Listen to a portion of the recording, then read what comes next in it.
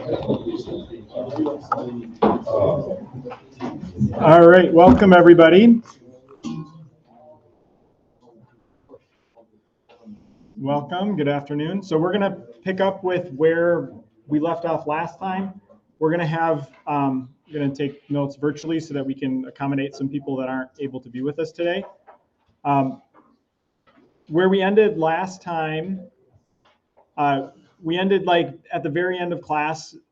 Probably the last thing you wrote last time was the Bernoulli equation. And I want to start with that because that's important enough that it deserves a little bit more comment. So we ended last time with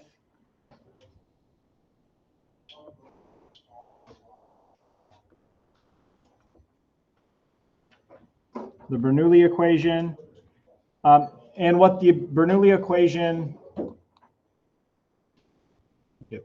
sorry, get my setup all straight.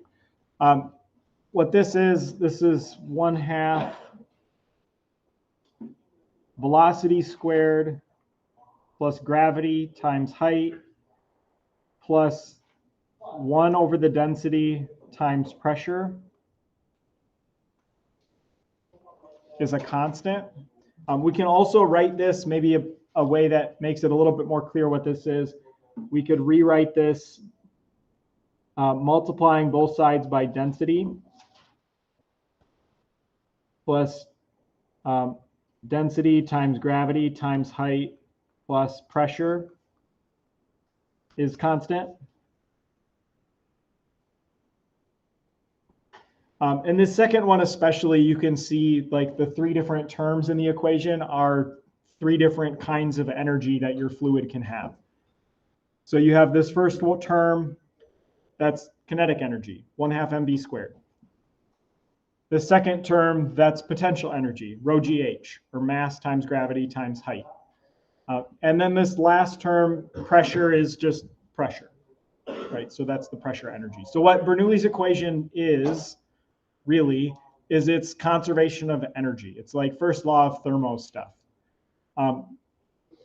So again, sort of different forms of energy than what we often had when we were talking about like thermal class, but not really. We had, right, kinetic energy, potential energy, and pressure. We dealt with all 3 of those different kinds of energy. Those are the ones that are obviously most important in fluid flow typically. We're not typically talking about heat and like internal energy and enthalpy and all of those other things, although they would be there as well. But usually we can just deal with these 3 and look at the balance and trade-offs between different ones. So if you sacrifice velocity, you have to increase pressure or maybe height or something like that. This doesn't work. This equation it's really powerful. It can we can do a lot of things with it. It doesn't work all of the time though, right? There are really 3 key things that we had to assume to get here. So the 3 things that we had to assume were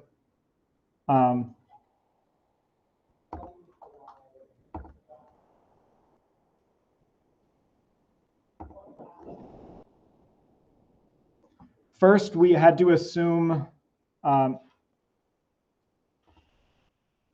incompressible flow.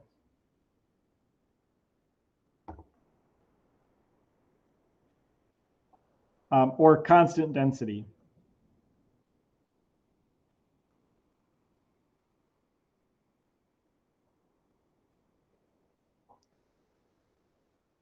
Okay, so if our density is changing, then this particular equation doesn't really work. The second one that we had to assume was steady flow.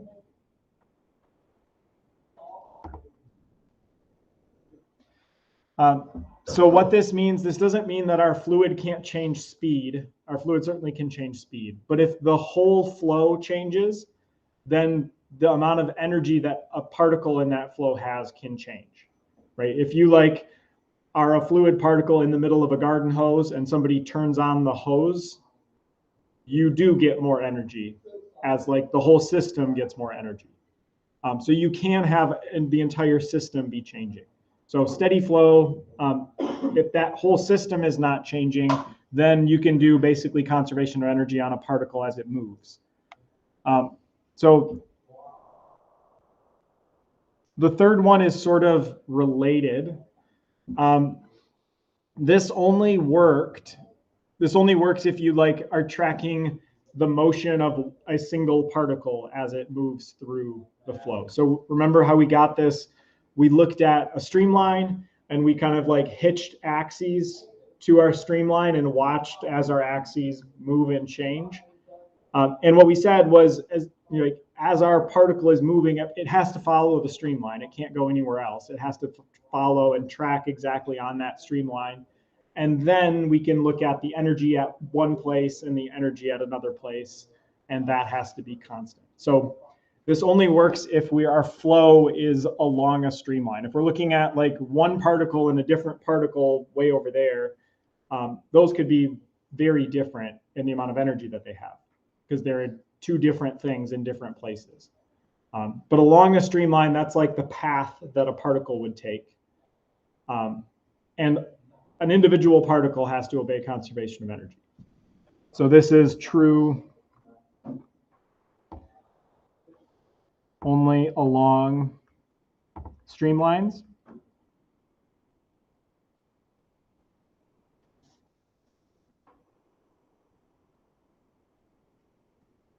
And maybe give that an extra underline just to make sure that that's really clear. That has to be on a single streamline. And then the last one, this is true for frictionless flow.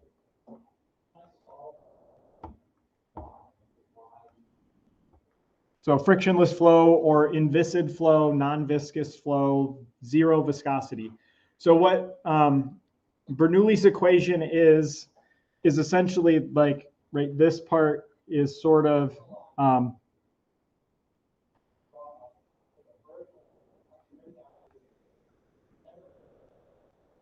this is the energy of the fluid particle. And that total amount of energy has to stay constant. But it doesn't really, because we can have friction. So what friction is going to do, we're not going to deal with it quite yet.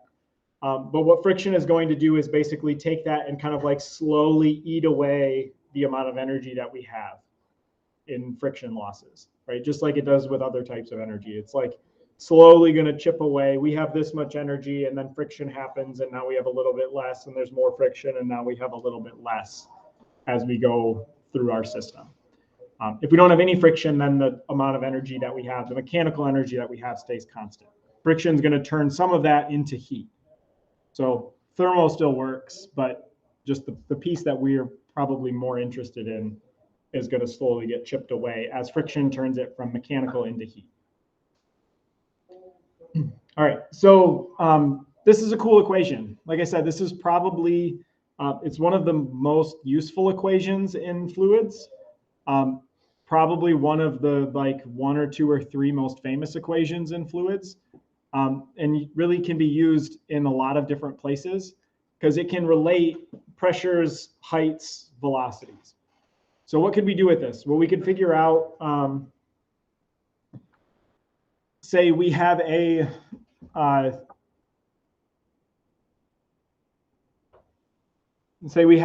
big section of pipe. We'll draw our big section of pipe. So our pipe goes around a bend like this.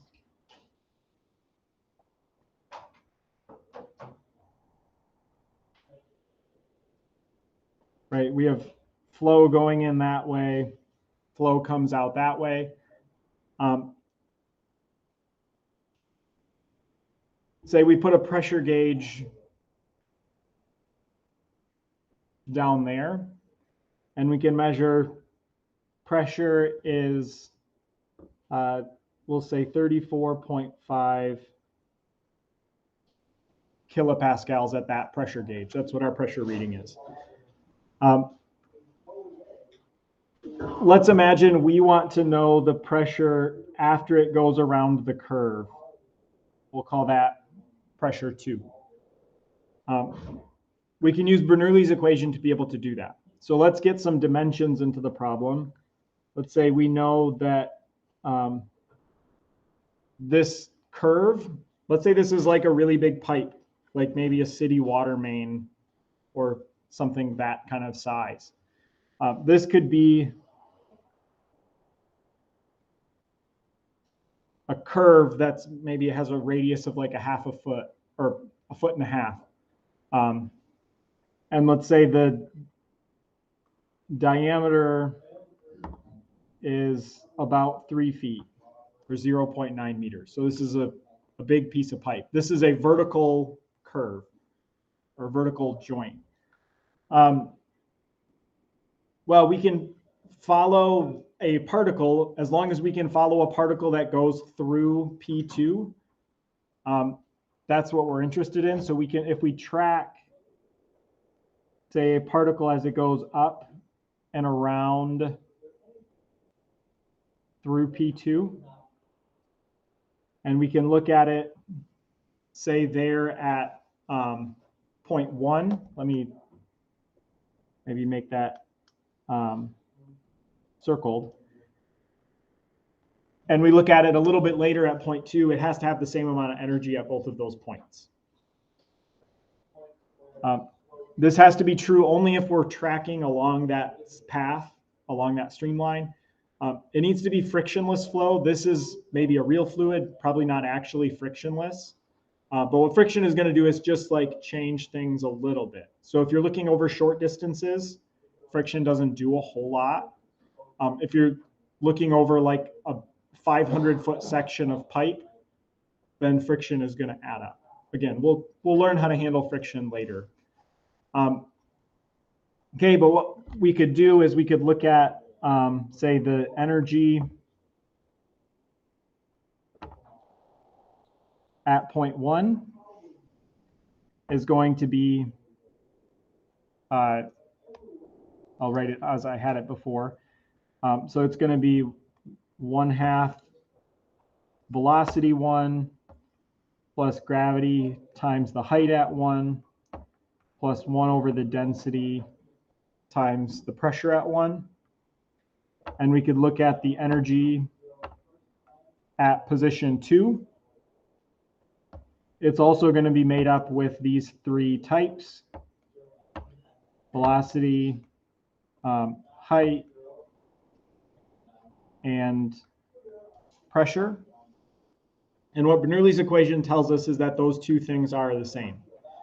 So we can set these equal to each other, where 1/2 V1 squared plus G Z1 plus 1 over density P1 is 1/2 velocity at 2 squared plus G Z2 plus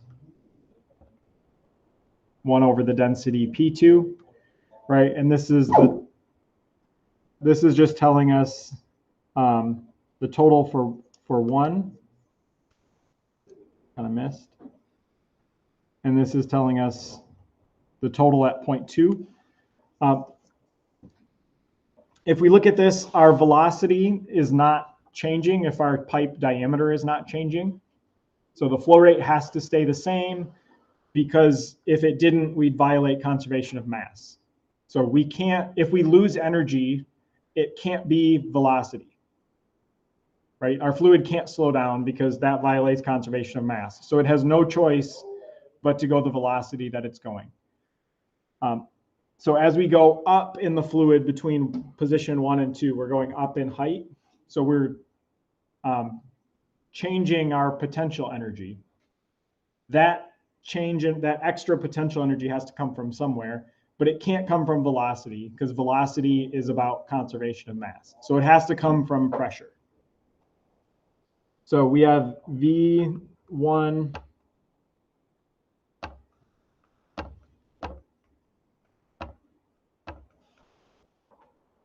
equals V2 because of conservation of mass. So G Z1 plus 1 over density P1 equals G Z Z2 plus 1 over density P2. And then we can write P2. We do have some numbers here. So pressure is the pressure that we had at 1.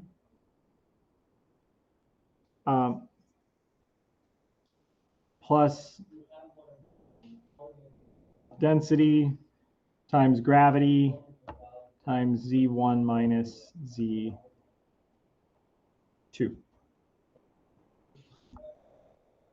Okay, if we put some numbers in here, we'll zoom out a little bit so I can see everything. We put some numbers in here. We're going at that change in height. So Z1 is lower than Z2. So Z1 minus Z2 should give us a negative because we're lower at position 1. Our radius is 0.6 and our diameter is 0.9. So that height difference is to the middle of the pipe would be 1.05 meters, but it's 1.05 meters up. So this would be black. Maybe it doesn't want me to do black. Black. Pressure at 2, our pressure at 1 was 34.5. We want to go use pascals, not kilopascals, to get all the units to work. Plus 1,000 kilograms per meter cubed if this is water, times gravity, 9.81 meters per second squared, times negative 1.05 meters. Would somebody be able to bust out a calculator? I don't actually have this written down, and figure out what that is so that we can get an actual number. Again, we're going to be getting a number in pascals to get all the units to work out, because this side here is going to be kilogram per meter second squared. That's a Newton per square meter or a Pascal. So we have to make sure our units match. While somebody hopefully is actually figuring that out, this equation is the same.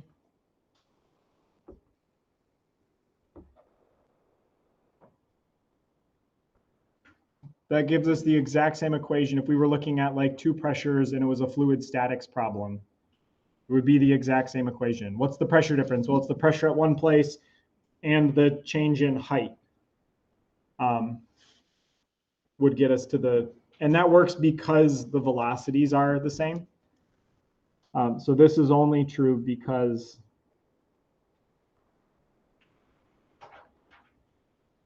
V1 equals V2. So in fluid statics, V1 is also equal to V2 because both of them are 0 all the time, but basically that stuff will still sort of work. So you can see this is kind of taking, fluid statics was a pretty specialized case. Stuff was a little easier. Even when things are moving, like it gets a little bit more complicated, but that basic foundation is still there.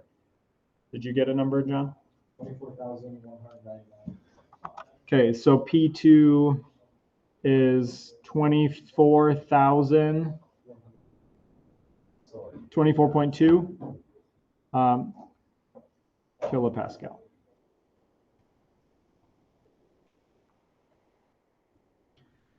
All right, we can also use this just to give one more example. This one I'll just do a for instance, and then we could figure it out later. But let's say we had a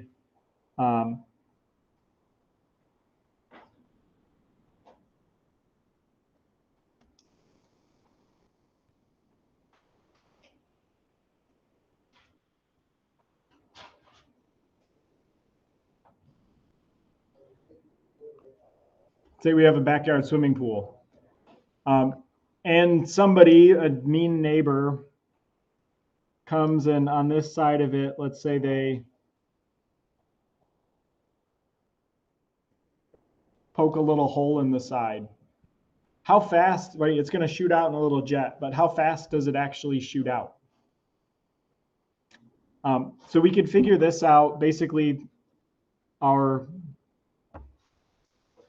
system is going to be, this is our hole. We can look at the flow as it goes through that hole. So we can look at it just inside the hole, and we can look at it just outside the hole. And as it shoots out through that hole, it has to, this amount of energy that it has to stay the same. So when it's inside the pool, it has no velocity, and there's no change in height in this case as it's going out the hole. So it doesn't have any velocity, but it does have pressure. As it blasts out the side of your tank, right? This is right. This is like water. Maybe I should use blue. I have blue. So this is all water inside, and outside here is atmosphere. So what we can say with Bernoulli is that the amount of energy that the fluid has doesn't change, but what we're doing is we're taking the pressure that it had in the pool, because it's at some depth, and we're converting that energy of pressure into a kinetic energy. And that's why we blast off, and we can do an energy balance basically to figure out how much we had in pressure, that gets converted to velocity, and we can figure out how these two things are related. So we could write, same equation, we could write 1/2 V1 squared plus G Z1 plus 1 over density P1 is 1/2 V2 squared plus G Z2 plus 1 over density P2. We can cross some of these things out.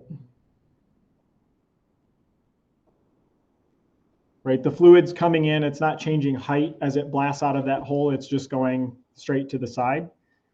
No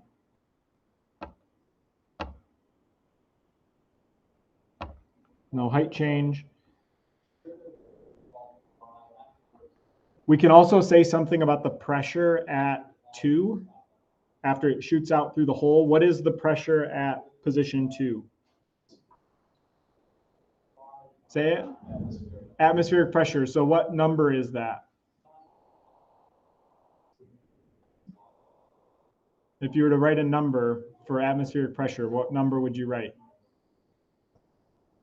1 atm. So then we have to care about it. How about if we do it at gauge pressure? Can we just use gauge pressure? Then we can write 0, and then we can just cross it out. Does that sound fun? So that's one of the nice things about gauge pressure. 0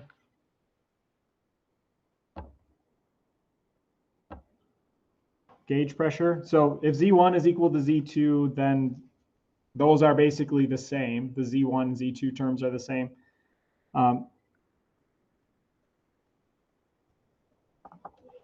Pressure at 2 is equal to 0 because it's atmospheric pressure. So that's one of the, we could do it if we called it 1 atmosphere.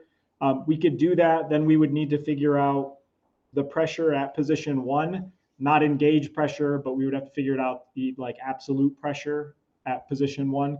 So then they would cancel off and we would end up with the same answer. But it makes it nice to do it in gauge pressure because then you could just kind of forget about atmosphere. So then we could rewrite this as, well, let's say, I guess one last thing. The velocity of the fluid inside of the pool, 0, right? As long as we kind of go far enough away from the hole, right? If we're like just inside, just before the hole, then the fluid's moving. But if we tracked a streamline all the way from like the other side of the pool, right? It starts at rest and will eventually speed up as it starts to go out of the hole.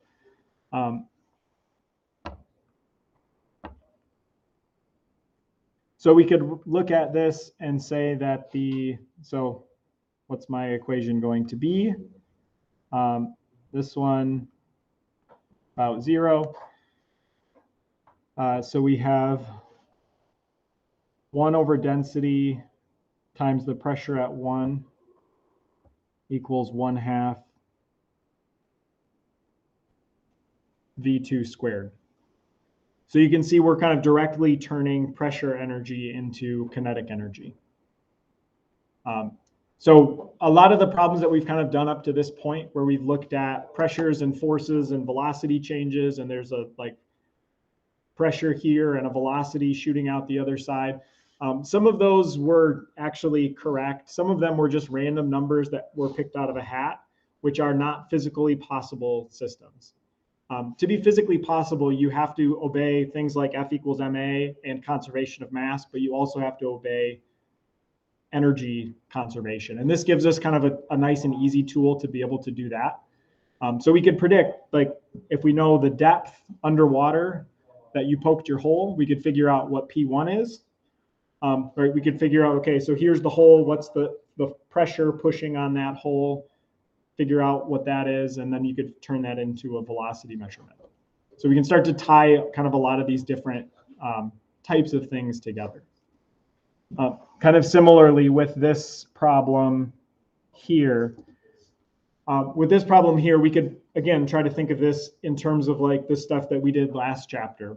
This can be a tool in part of putting together an entire picture of pressures and velocities and forces acting on this thing. And now we know the pressure pushing in on one side is, 24.2 kilopascals, and the pressure pushing up is 34.5. So we could start to look at, the change in velocity and how that introduces a force, but then also how pressure is introducing a force.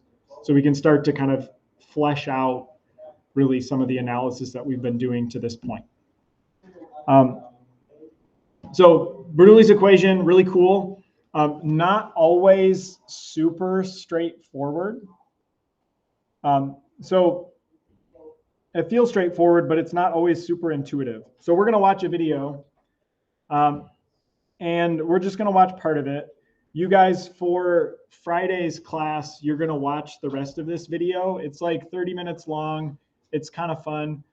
So these are videos. You watched part of one earlier in the class. We're going to, as we go from really now to the end of class, we're going to be watching more of these. In part because I think they're fun, but it also gives a pretty good handle on how some of this stuff actually like physically works by watching it. And sometimes fluids are sort of non-intuitive. So we're going to watch this one. This video will really cover like all the way last class through this class. So they'll actually show some of the same math that we did last time, looking at where did Bernoulli's equation come from, and we attached axes to our particle that's going along a streamline. So it'll be kind of a good review of the stuff that we did the last couple days. But then it also has some fun just demos. So we're going to watch this one. Hopefully you find it fun. This is a manifold. The pressure distribution is shown by the water levels in these manometer tubes. Oh no. I broke it. This is a manifold. We'll watch it again. It was so fun the first time. The pressure distribution is shown by the water levels in these manometer tubes. With the bleed valves closed, the average water velocity is the same at all cross sections. And there is a very slight pressure drop due to viscous forces. Okay, so I'm going to pause it here. So, right, we have a flow from, as you're watching it, from left to right out of that faucet with the little handle on it. So fluid is flowing out of that and down. It's dyed so that you can see it easily. So that's why it's really dark. It's just water. The height of the water in the manometers is telling you the pressure, right? And we could calculate what that pressure is by, right, we did manometers, it'd be rho GH. So that's telling you the pressure. You can see if you kind of squint and look at it, what he just said, the pressure does go down a little bit. What Bernoulli's equation would say is that it shouldn't go down at all. The velocity is not changing at all. The pressure shouldn't be changing at all. What's happening is viscous forces, as he said. Basically, what's happening is viscosity is chewing away a little bit at how much mechanical energy we have. So you do see it going down a touch. So when we write like Bernoulli's equation and say that, 1/2 v squared plus gz plus 1 over density pressure, that's a constant. It is a constant unless there's viscosity. So we'll have to figure out, there'll be more stuff that we'll have to do to be able to figure out how to handle that. So what he's going to do next, he's going to open those little bleed valves at the bottom. And he's going to open them successively so that they're all open just a little bit and draining some of the fluid out of the line. Spend the next minute and a half or 2 minutes, talk with somebody next to you and predict what's going to happen to the pressure in the system. Is it going to remain flat? Is it going to go down as we go from left, as we go toward the exit, as we go from left to right? Is it going to go up? Is it going to do go down and then up? What is it going to do? Talk to your friend, come up with a prediction of what it's going to do and why.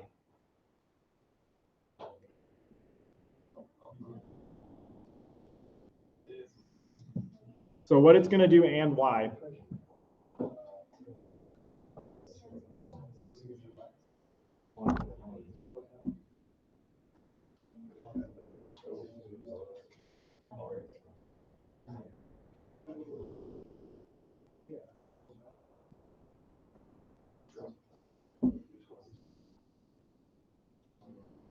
Okay, do people have predictions?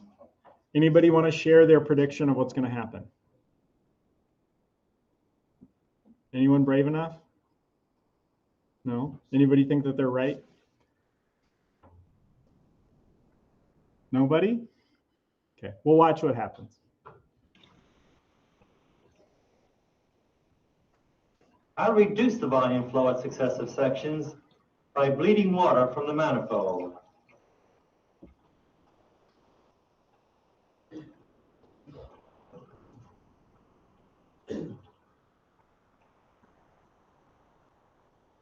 The pressure. So what happened and why on earth did it happen like that? Did anybody predict it correctly? First of all, do you feel like you understood why it's going to do that, Alec? A happy guess, fortuitous guess? I was just thinking how to do the opposite from what it did before, and the ones at the beginning, the water can enter first. Does anybody have an explanation now that you've seen it? Why it did this? Aren't fluids fun? Seems like a really simple setup, but it is kind of weird, isn't it? So think about what happened. Imagine you are a fluid particle that stayed in the horizontal tube the entire time. What happened to your total amount of energy? It had to stay the same because of conservation of energy. Does the velocity increase because it has to flow the same mass flow rate through the main pipe? So the mass flow rate through the main pipe has to decrease because you're bleeding some out.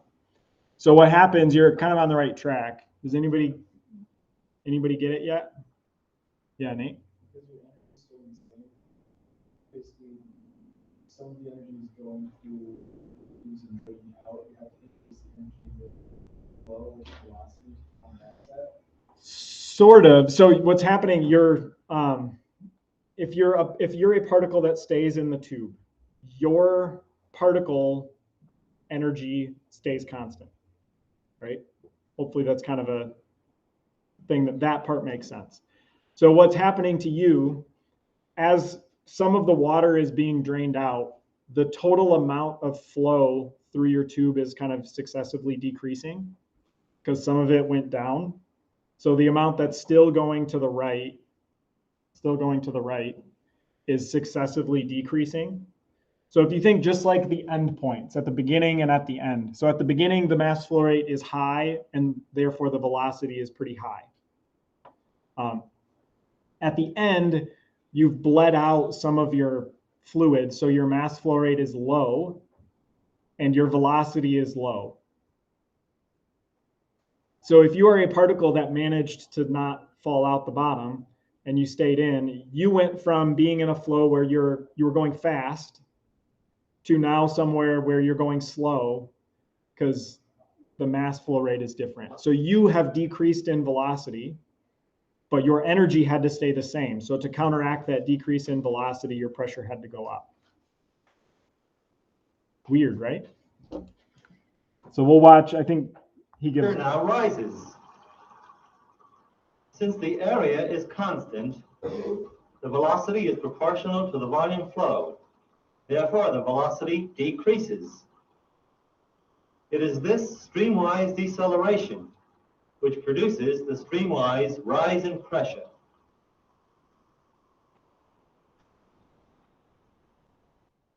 Kind of wild. I don't know. That's one that still, like, I understand what happens and why it happens, and it still seems backwards to me every time. Anyway, a fun one. So you'll have a chance to watch this and other videos like it, kind of describing, right, the stuff that we talked about last class, how streamlines bend in response to pressure, how they accelerate and decelerate in response to pressure. Bernoulli's equation, really trying to fit all of these things together. Fluids are weird and they do things that are sometimes non-intuitive. So I feel like seeing it as you're going through, he'll go through some of the math that we did as well.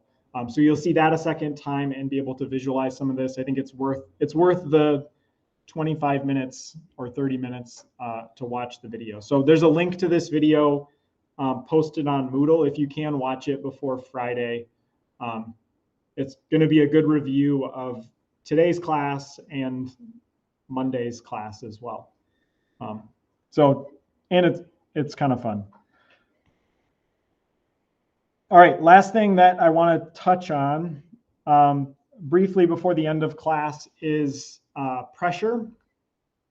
So we have Bernoulli's equation, which gives us how sort of energy is conserved in fluid flow. It also gives us a way to talk about pressure a little bit differently.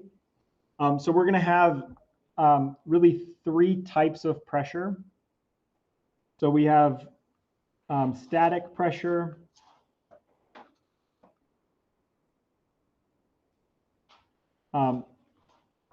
stagnation pressure,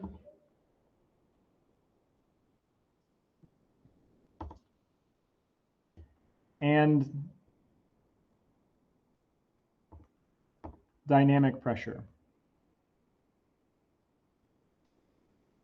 Okay, so these three types of pressure. The first one, static pressure.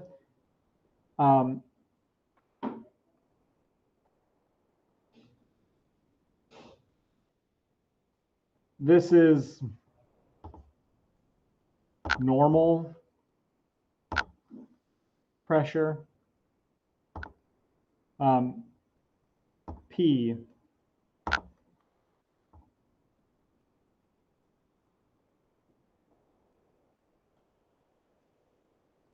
P in Bernoulli's equation, whenever we talked about pressure in a fluid, pressure this, anytime you've talked with anybody about the pressure anywhere, this is the one that you were talking about.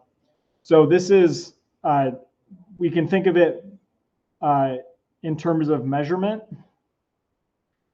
We are going to be, well, let's draw two different measurements. So draw a surface with two holes in it. And one hole we can draw like a manometer sticking out the top, and this other one will draw more of like a classic pressure gauge. So to measure static pressure, you have flow that is going, say, this way. And you measure the pressure. So let's give us, you know, some fluid in our manometer. So you're measuring pressure perpendicular to the flow. So we measure this perpendicular to the flow. So whether it's with a pressure gauge, with a manometer, however we want to measure it, if there's flow in the system, you have to orient your gauge so that you're measuring like the opening for your gauge is perpendicular to the fluid flow. That will give us pressure, just again, the normal pressure that we've all seen before. If we want to look at the two other types of pressure, which are ones that you have not seen before, stagnation pressure.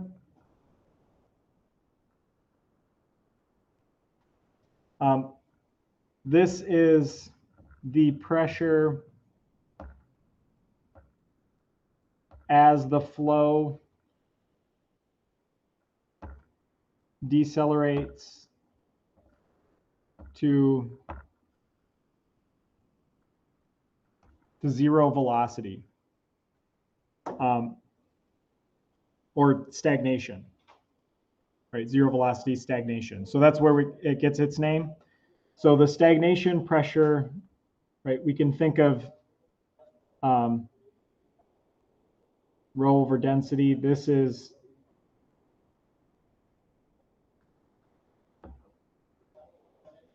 P naught is typically the stagnation pressure. So our energy is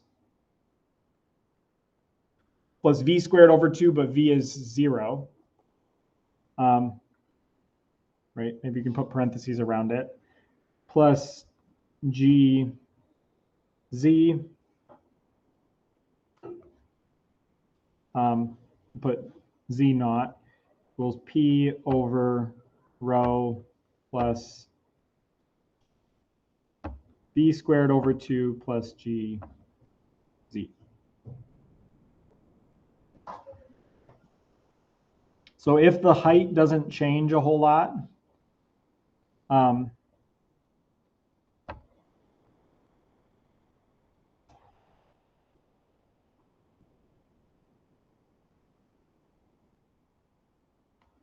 then our stagnation pressure P naught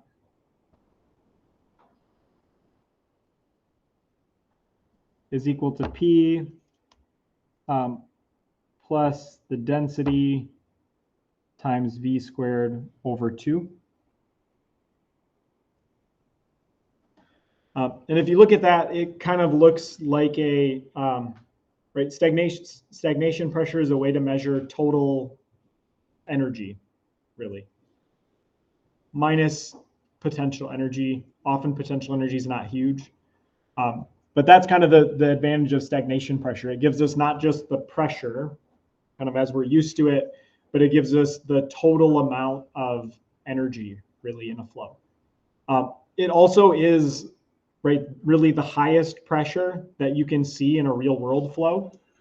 So if you think of an example sort of like the one we looked at on the in-class thing last time, right? If we have an airplane wing and we have fluid flowing across that airplane wing, the fluid that's flowing and hitting this right at that front surface is going to come to a complete stop and reach the stagnation pressure. And you can't go higher than that. So that's like the highest pressures that you can actually see in the real world in a flow, because you can't have negative velocity. So you can convert all of your kinetic energy into pressure, and then that's really it. So this is a stagnation point.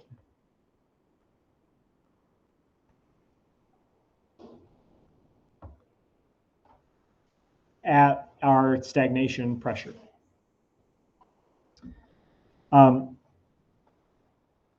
So this is, again, just to label things, this is stagnation pressure. This is static pressure, which is normal pressure. And then this term, this last term here, we call the dynamic pressure.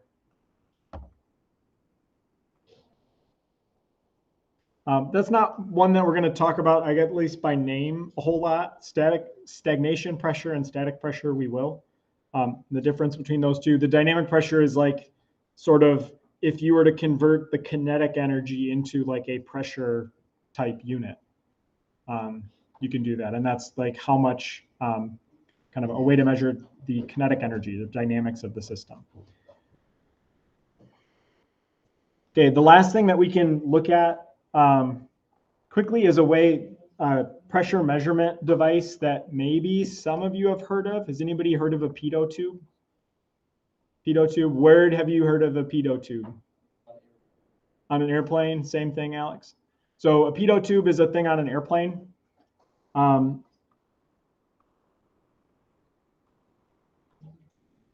So what a pitot tube is, say here's the surface of your airplane. That's fun. So a pitot tube is going to look something like this.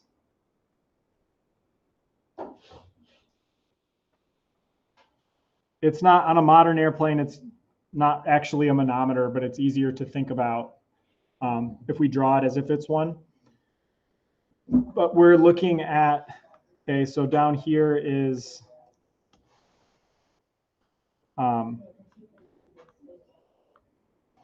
solid. And our flow is this way. So if you look at the flow that's hitting that, you have a section that's pointed in the direction of flow, parallel to the flow. That is going to be measuring stagnation pressure. Because you can think of like our fluid, maybe I'll draw it better. Fluid is going to come in here and then come down here and be pushing on a fluid that's in the manometer. So we'll draw it. So this is the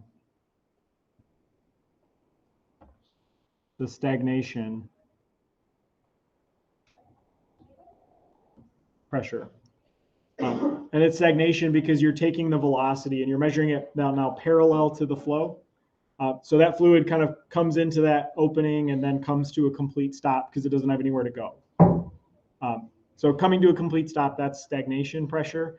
But then on the other side of our manometer, say over here, and I know I didn't draw mine super well. Sorry, I'm screwing things up. So that's going to be pushing down less hard on this side, because this is the static pressure. And you can go from stagnation pressure carries velocity information. So the reason you use these on airplanes is you can get wind speed at some known height above the wing. So you can tell like how fast is actually the wind going. But you can also use pitot tubes. They're fairly widely used for airspeed measurements because you can have a little probe that you can stick out into an airstream or a fluid stream, and basically in one single device be able to measure two pressures and figure out velocity information. So kind of fun devices. You should have an in-class thingamajig to hand in today. If you have it, please drop it off at the front. Otherwise, watch the video that's posted on Moodle and work on the homework for Friday, and we'll see you back here then.